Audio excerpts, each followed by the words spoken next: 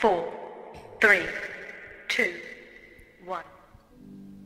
Eu gostaria que vocês acompanhassem comigo a leitura lá em 1 Reis, capítulo 19, do 1 ao 18.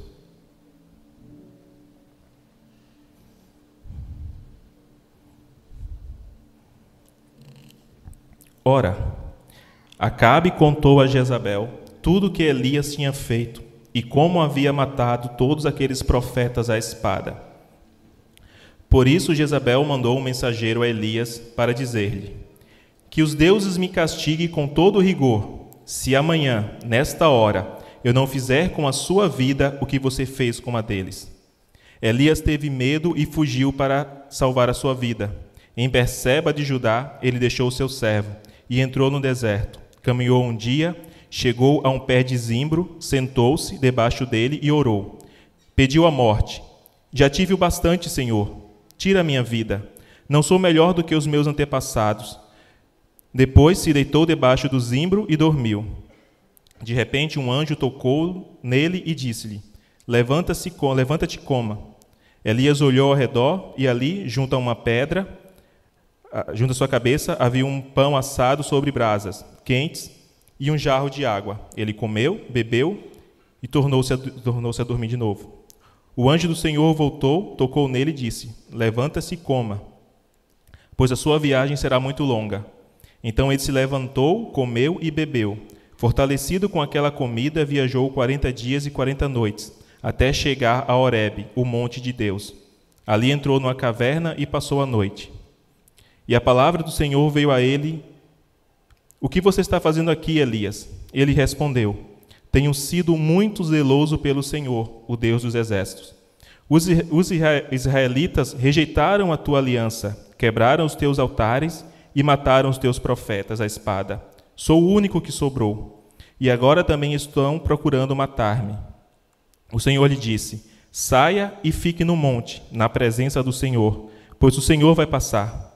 Então veio um vento muito fortíssimo, que separou os montes e esmigalhou as rochas diante do Senhor, mas o Senhor não estava no vento.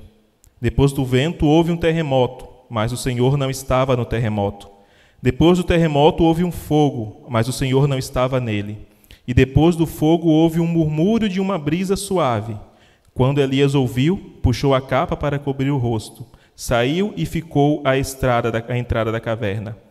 E a voz lhe perguntou: o que você está fazendo aqui, Elias? Ele respondeu: tenho sido muito zeloso pelo Senhor, o Deus dos exércitos. Os israelitas rejeitaram a tua aliança, quebraram os teus altares e mataram os teus profetas à espada. Sou o único que sobrou, e agora também estão procurando matar-me. O Senhor lhe disse: volta pelo caminho de onde veio, e vá para o deserto de Damasco. Chegando lá, unja a Azael como rei da Síria. Unja também Jeú, filho de Nice, como rei de Israel. E unja Eliseu, filho de Safate, de Abel-Meolá, para suceder você como profeta. Jeú matará todos aqueles que escapar à espada de Azael, e Eliseu matará todo aquele que escapar à espada de Jeú. No entanto, fiz sobrar 7.000 em Israel, todos aqueles cujos joelhos não se inclinaram diante de Baal, e todos aqueles cuja boca não o beijaram. Vamos orar. Pai, te agradecemos por mais uma noite, por mais um momento que estamos aqui, Senhor. Te agradecemos pela Tua palavra, Pai, que será ministrada. E te pedimos, Pai, que o Teu Espírito Santo possa tomar lugar nesse lugar. Senhor, eu te peço que todas as mentes aqui, Senhor, possam estar liberadas para ouvir a Tua palavra. Pai, eu te peço que toda distração, toda perturbação, toda preocupação, Senhor, que caia por terra agora. Pai, eu te peço corações livres, mentes livres para ouvir o que Tu quer falar, Senhor. Nos ensina, nos discipula, nos ministra essa noite, Senhor. Em Teu nome, Jesus. Amém. Essa passagem que eu li, ela trata de uma das situações mais críticas da crise espiritual em que Israel se encontrava naquele tempo. Acabe, segundo, que era o rei de Israel nessa época, segundo o que está escrito lá em 1 Reis 16:30, diz que ele fez o que era mal perante o Senhor mais do que todos que foram antes dele. Ou seja, até então, Acabe era o pior rei que Israel já teve. Jezabel, a sua esposa, por sua vez, ela era um símbolo bíblico de perversão e imoralidade espiritual. Jezabel, ela havia institucionalizado a idolatria no reino. Homicídios e perseguição aos profetas eram comuns. Ela era completamente idólatra e, através da influência que ela tinha no reino, ela levou o povo a se distanciar de Deus, e a cultuar Baal, que era o deus da terra que ela vinha, porque Jezabel não era de Israel. Então, a nação de Israel, ela passava por uma apostasia generalizada. E Elias, após fazer cair fogo do céu, através da sua oração, e de forma sobrenatural, executar 450 profetas de Baal, ele agora se sente sozinho e ameaçado com o que estava acontecendo. E o profeta, ele acreditou que a corrupção havia vencido e que não havia mais quem permanecesse fiel ao Senhor naquele cenário. Mas, diante daquela situação, Deus, ele então revela para Elias uma verdade poderosa. Havia um remanescente fiel. Havia ainda um povo que não se curvava, que, independente das circunstâncias, eles permaneciam fiel ao Senhor. E nessa pregação, por mais que eu goste muito de toda essa passagem de Elias no monte e de tudo que aconteceu ali,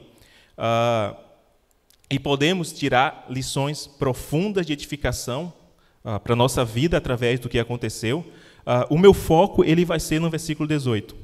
E eu quero conversar com vocês um pouco sobre o remanescente fiel. Um povo que não é maioria, um povo que não cede às pressões e que nunca, jamais negocia a sua fé. Deus, em sua infinita bondade, ele sempre preserva um povo fiel, mesmo quando todo o sistema está se curvando ao pecado. E nessa conversa sobre esse remanescente fiel, eu quero destacar 4 pontos do que seria ser remanescente. O primeiro deles é: o remanescente enfrenta a sensação de isolamento. Elias, após uma grande vitória espiritual lá no Monte Carmelo, está no capítulo anterior do que eu li, ele acaba chegando no momento de uma profunda fragilidade emocional. A ameaça que Jezabel faz, a perseguição constante aos profetas do Senhor e a apostasia generalizada em Israel, todos esses fatores criam no profeta uma convicção de que não há mais ninguém fiel. E, diante de tudo isso, ele fala para o Senhor: só eu fiquei, só me restou, não tem mais ninguém. Não tem mais ninguém aqui fazendo nada pelo Senhor. E essa afirmação, isso que Elias fala, nos mostra um coração cansado. E essa sensação de coração cansado revela também um sentimento interno devastador, a solidão espiritual. E quando o cristão, que é zeloso pelo Senhor, ele se encontra nessa situação de uma solidão espiritual, de uma sensação de cansaço, o diabo ele acaba usando essa sensação de isolamento como uma estratégia para produzir desânimo, enfraquecer a fé, distorcer a realidade espiritual e silenciar a proclamação do Evangelho. Quando um crente acha que está sozinho, ele perde a referência do corpo e da comunhão que vem com esse corpo. O remanescente ele pode até ser um povo pouco numeroso, porém, nunca é inexistente. Sempre há um remanescente. Sempre vai ter gente que está buscando ao Senhor com sinceridade. Sempre vão ter pessoas que estão completamente derramadas aos pés do Senhor. Nos dias atuais, não muito diferente, de como aconteceu ali com Elias naquela época, nós convivemos com uma geração que relativiza os valores e celebra a iniquidade. Nós vivemos dias em que defender a verdade parece radical demais. Nós vivemos em dias em que viver em santidade parece ser algo muito antiquado. Seguir a Cristo de maneira bíblica parece ofensivo. Vocês estão me entendendo? Estão muito calados. Jesus. O remanescente, ele não é a maioria nos números, mas é a maioria no propósito divino. E no meio de toda a angústia que o profeta se encontrava, o Senhor, ele corrige aquela percepção equivocada de Elias e revela: ainda existe 7.000 em Israel. Ainda há cristãos lutando pela santidade. Ainda há fiéis nessa terra. Ainda há pessoas dispostas a abrir mão do orgulho. Ainda há pessoas dispostas a perdoar ofensas. Deus, ele está preservando pessoas de joelhos firmes, que não se dobram ao mundo e nem à sua iniquidade. Deus revela ao profeta que se sentir sozinho não significa estar sozinho. Elias sentiu o abandono, porém Deus estava com ele e havia outros perseverando assim como ele. Havia uma congregação de homens e mulheres justos, que mesmo de forma isolada, estavam vivendo um propósito.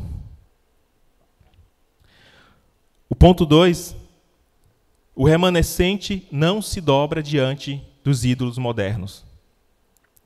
O Senhor disse a Elias: fiz ficar em Israel 7.000, de todos os joelhos que não se dobraram a Baal, e de toda a língua que não o beijou.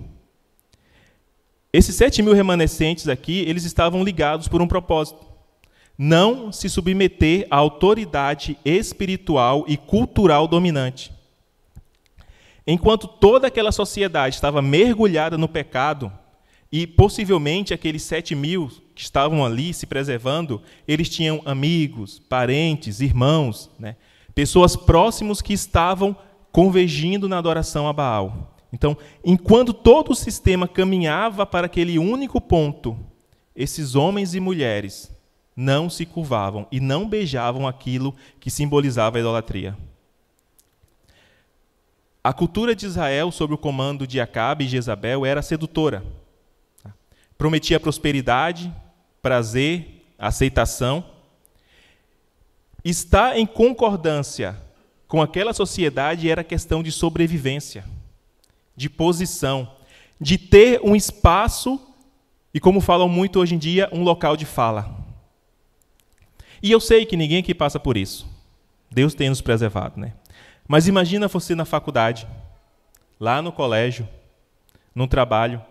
Imagina você ter que viver no meio de pessoas ímpias, daquelas que odeiam o Evangelho, que odeiam a verdade, que odeiam ao Senhor.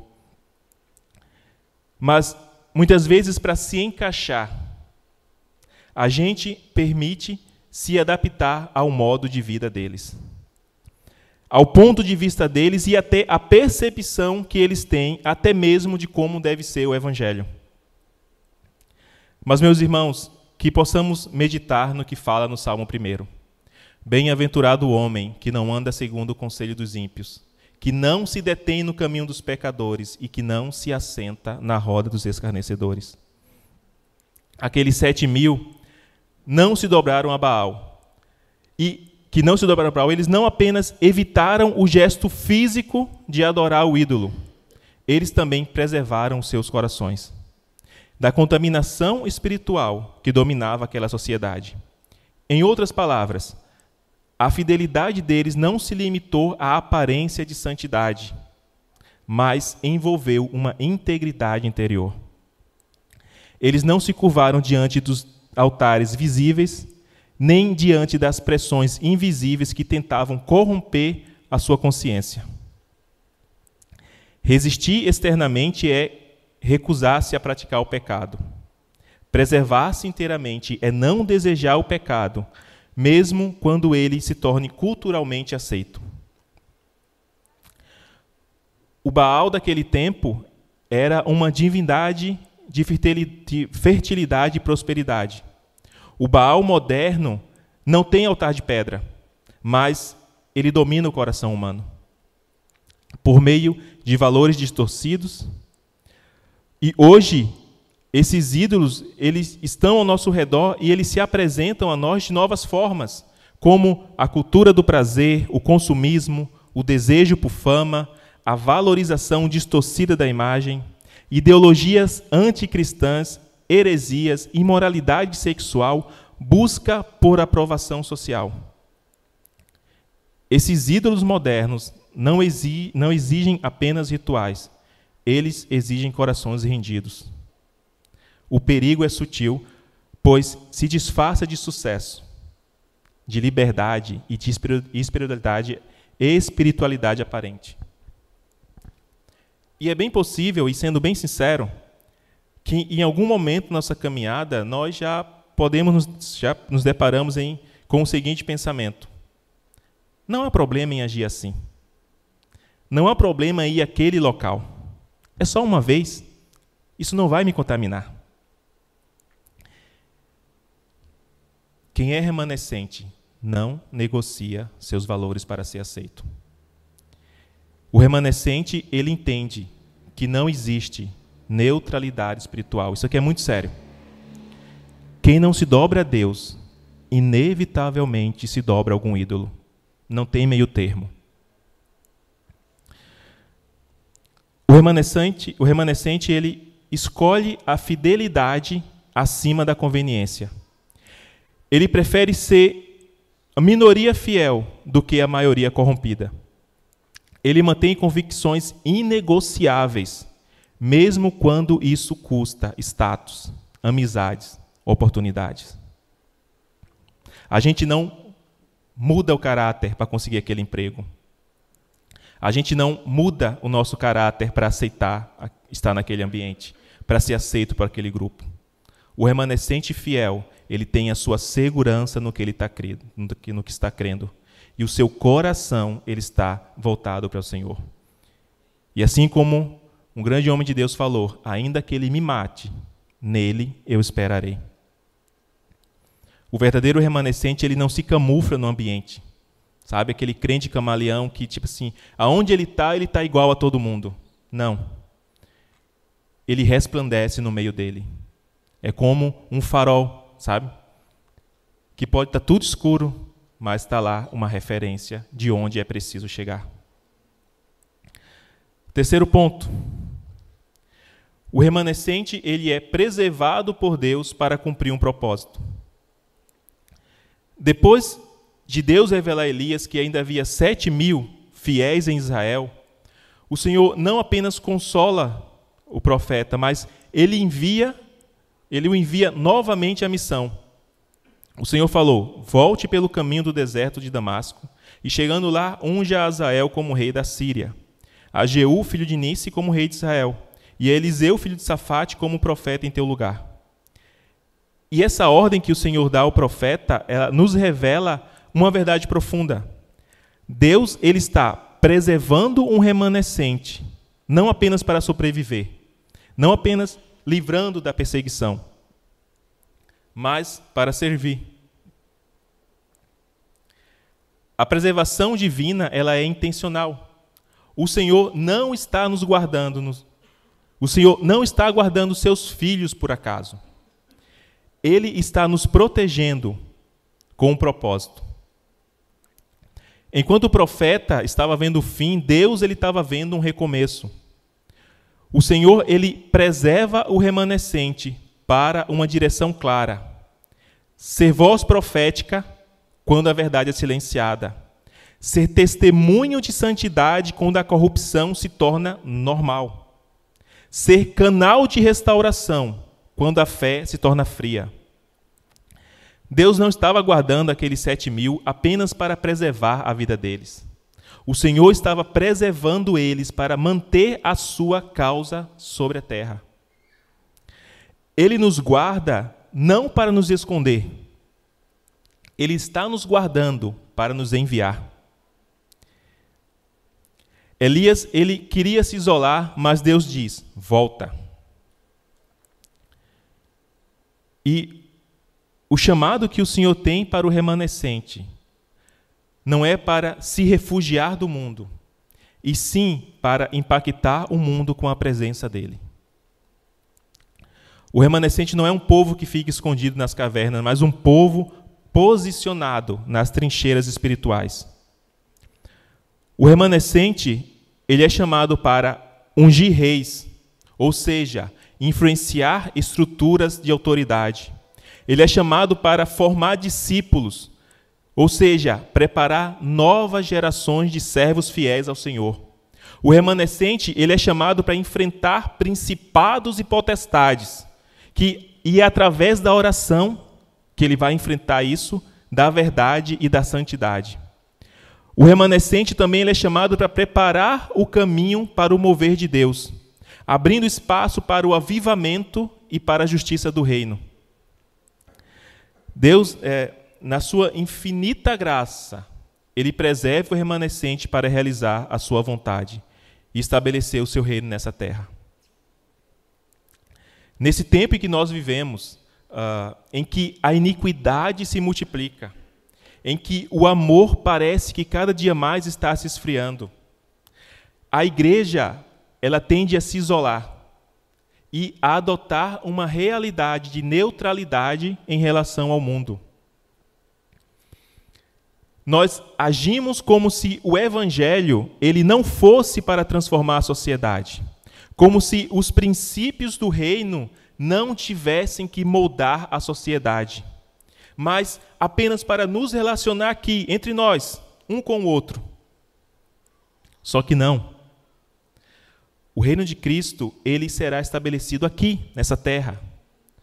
O Senhor está preservando o seu remanescente para proclamar o seu reino. A humanidade, ela precisa saber, ela precisa ouvir que as suas atitudes, os seus pecados estão levando para o inferno. A humanidade precisa saber que só em Jesus Cristo há a salvação. E a restauração completa só ocorre nele e através dele. E quem vai anunciar isso? Quem vai falar para a sociedade, para a humanidade? São aqueles que o Senhor está guardando. São aqueles que o Senhor está preservando. São aqueles que o Senhor tem despertado para uma intimidade maior com Ele. São aqueles que o Senhor tem nutrido uma vontade de buscar Ele cada vez mais. São aqueles que estão deixando o seu pecado de lado, estão lutando cada dia mais para não praticar aquilo. O remanescente fiel é um povo poupado não apenas para sobreviver, mas para cumprir esse propósito eterno, anunciar o reino, sustentar a verdade e testemunhar que ainda há um Deus vivo agindo na história. E o que eu acho lindo é que, em cada geração, quando o mal parece triunfar, Deus levanta um povo fiel para lembrar que Ele ainda reina, que Ele é que está no controle, que Ele é o Senhor do universo. E eu creio, do fundo do meu coração, que o Senhor está levantando uma geração forte aqui. Eu creio no chamado que o Senhor tem para essa igreja, para esse ministério e para esse tempo. Não é para daqui a um tempo, é para esse tempo. Eu creio que o Senhor está moldando pessoas nesse lugar, formando caráter, depositando graça, poder, sabedoria. Aqui, sem sombra de dúvidas, há um remanescente fiel. O Senhor ele está contando conosco para a edificação da sua obra. Mas nós precisamos sair da caverna e se expor para que o mundo veja que há um Deus em Israel. Quarto e último ponto. O remanescente, ele recebe uma visão de Deus no meio da crise.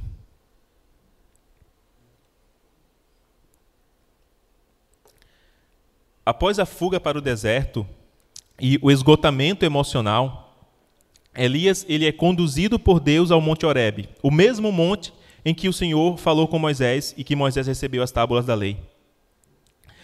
E ali Deus não apenas ele consola o profeta, mas restaura por meio de uma revelação da sua presença.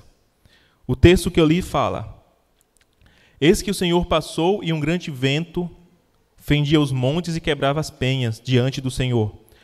Porém, o Senhor não estava no vento. Depois do vento, um terremoto, também o Senhor não estava no terremoto.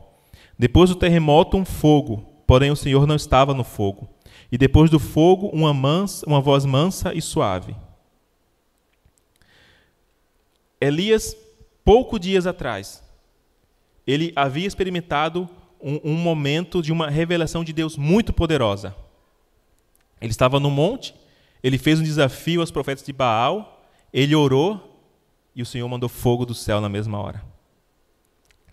No entanto, ele esperava talvez agora que Deus ele se manifestasse da mesma forma grandiosa como Deus havia se revelado lá no monte.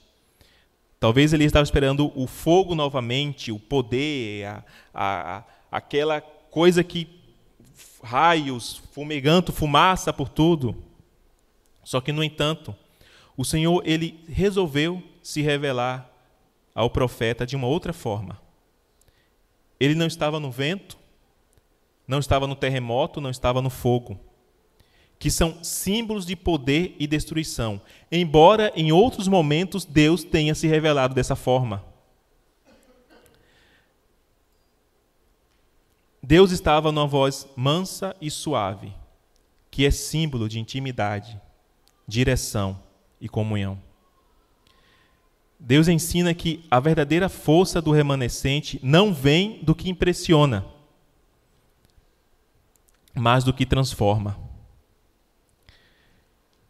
Quem é remanescente aprende que a presença de Deus não precisa ser ruidosa para ser real. E a crise, os problemas, a dor, a dificuldade, torna onde Deus revela uma dimensão mais profunda de quem Ele é. Agora, eu quero trazer vocês para mais perto dessa conversa. E eu gostaria de pedir que vocês ficassem em pé no seu lugar. Eu espero profundamente que vocês estejam entendendo o que o Senhor está falando aqui. Mas eu quero ser um pouco mais claro, mais incisivo sobre as verdades que contém essa palavra. Como eu já falei, eu creio profundamente que o Senhor está fazendo coisas grandes no nosso meio. Deus ele tem levantado pessoas aqui com um profundo senso da presença dEle. Há uma movimentação, ainda que silenciosa e solitária, de homens e mulheres de Deus que estão aqui, nessa igreja, nesse ministério, zelando pela presença maravilhosa do Senhor e desejosos de cumprir o seu chamado. Mas mesmo diante disso, há muitos que não estão entendendo o que o Senhor está fazendo. Mesmo diante disso, há muitos que não estão entendendo o porquê o Senhor tem depositado essas coisas em si. Não estão entendendo o porquê o Senhor está chamando para um local mais estreito. Deus tem movido muitos aqui, e eu tenho convicção disso. E empurrando outros, porque tem gente que só vai e não empurra. Mas o Senhor empurra também, por nos amar tanto. E o Senhor tem empurrado e chamado muitos para uma vida de fidelidade. E essa fidelidade ela não é sustentada pela força humana, nem pela tradição religiosa e nem pelo ambiente ao redor. Essa fidelidade ela nasce de uma relação viva e contínua com o Espírito Santo. O texto que li mostra que Elias, embora ele fosse um profeta poderoso, e eu queria muito ser como Elias, Elias chegou em um momento e falou que, olha, em meu nome não vai chover por 3 anos. E não choveu. Ele não falou em nome de Deus, falou em meu nome não vai chover por 3 anos. Elias orou e caiu fogo do céu na mesma hora. Em outro episódio, ele ora e uma criança ressuscita. Mas, embora ele fosse um profeta poderoso, precisou redescobrir essa dependência espiritual no momento em que sua fé vacilou. Deus nos ensina que a verdadeira fidelidade ela é interior. E ela é sustentada por 3 pilares espirituais. Prestem atenção nisso. Deus, Ele quer falar com você e Ele tem falado a corações aqui. O primeiro pilar é o discernimento espiritual, que é reconhecer onde Deus está. Elias, ele viu o vento, viu o terremoto, o fogo, mas o texto diz, o Senhor não estava. O discernimento espiritual é a capacidade de perceber a presença de Deus, além das aparências. De distinguir o que é manifestação divina do que é mera emoção ou mero ruído. Nós vivemos em tempo de engano, de espiritualidade superficial, de pessoas que tentam moldar o evangelho à sua própria necessidade e aos seus próprios padrões. O remanescente, ele precisa discernir o que vem do Espírito e o que é manipulação humana. O que é o mover genuíno e o que é mero espetáculo. O que é a voz de Deus do que é apenas uma cultura sendo estabelecida. O discernimento espiritual, ele é o escudo da fidelidade. Meus irmãos, sem discernimento, o crente se dobra ao brilho do mundo, confundindo movimentação com direção, confundindo ruído com a voz de Deus, confundindo emoção passageira com verdades bíblicas. Discernir é ouvir Deus no silêncio, quando todos estão buscando barulho. É manter o coração alinhado com o céu, mesmo quando o ambiente ele é hostil. O segundo pilar é a intimidade e sensibilidade à voz de Deus, que é o segredo da constância. Deus falou com Elias através de uma voz mansa e suave, um sussurro, não um trovão. O remanescente fiel é aquele que mantém intimidade constante com o Senhor, de modo que reconhece sua voz, mesmo em meio à confusão das circunstâncias. E essa sensibilidade, meus irmãos, ela não é cultivada de outra forma, senão através de uma vida de oração, de meditação da palavra e de obediência diária ao Senhor. Quem vive longe da presença de Deus se torna facilmente iludido. Quem vive longe da presença de Deus se torna facilmente enganado. Agora, quem vive perto da presença do Senhor permanece inabalável. Nada vai tirar você do lugar. Nada vai tirar aquilo que você acredita. Nada vai tirar aquilo que está estabelecido no seu coração, se você permanece próximo da presença do Senhor.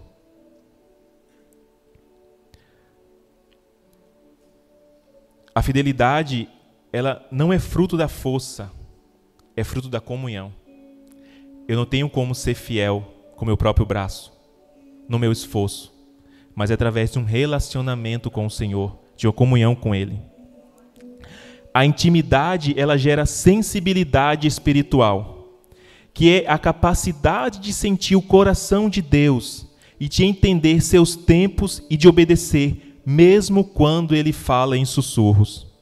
O verdadeiro remanescente, ele não depende de sinais externos para crer, porque ele ouve o som do céu dentro do seu próprio espírito. E o terceiro e último pilar é a dependência do Espírito Santo e não do espetáculo. O poder que não busca palco. Elias, ele viu o fogo cair do céu no Monte Carmelo, um ato grandioso e público.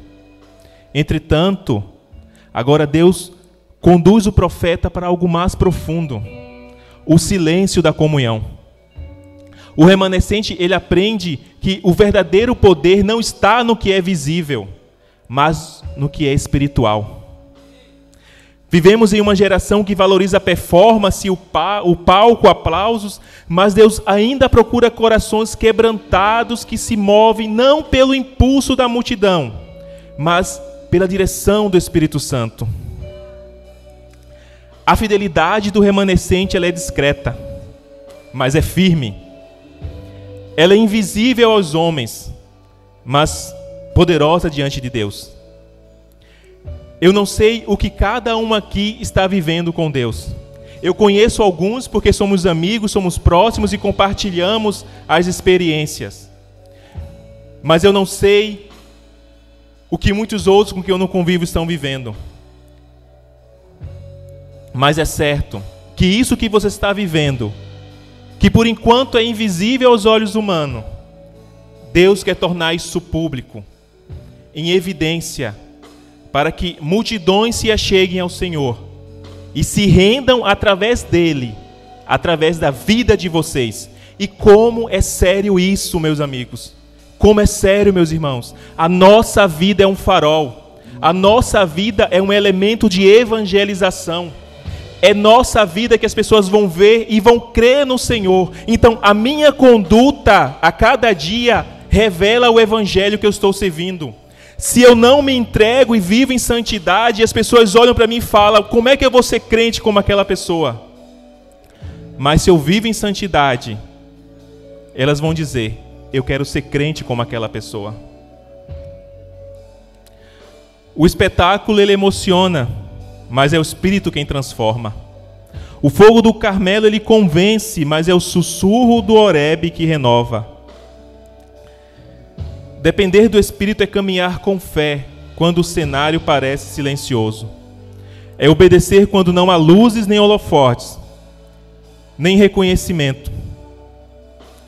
É saber que a presença de Deus ela é suficiente. Mesmo quando o mundo está procurando apenas um entretenimento espiritual.